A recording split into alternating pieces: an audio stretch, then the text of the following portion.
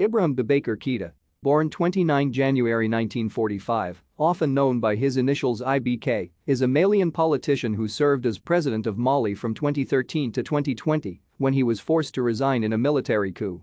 Keïta served as Prime Minister of Mali from 1994 to 2000 and as President of the National Assembly of Mali from 2002 to 2007. Keïta was a founding father of the center-left political party Rally for Mali in 2001. After a few unsuccessful attempts, he was elected president in the 2013 presidential election and re-elected in 2018. He resigned on 19 August 2020 after being taken captive in a military coup. Keïta was born in Koudiala, in the former French Sudan. He studied at the Lycée Janson de Sailly in Paris and Lycée Askia Mohammed in Bamako, continuing his education at the University of Dakar, the University of Paris I and the Institut d'Histoire des Relations Internationales Contemporaines. He has a master's degree in history.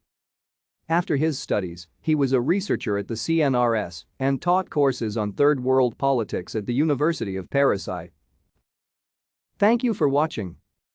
Like and subscribe if you would like to view more of our videos. Have a nice day.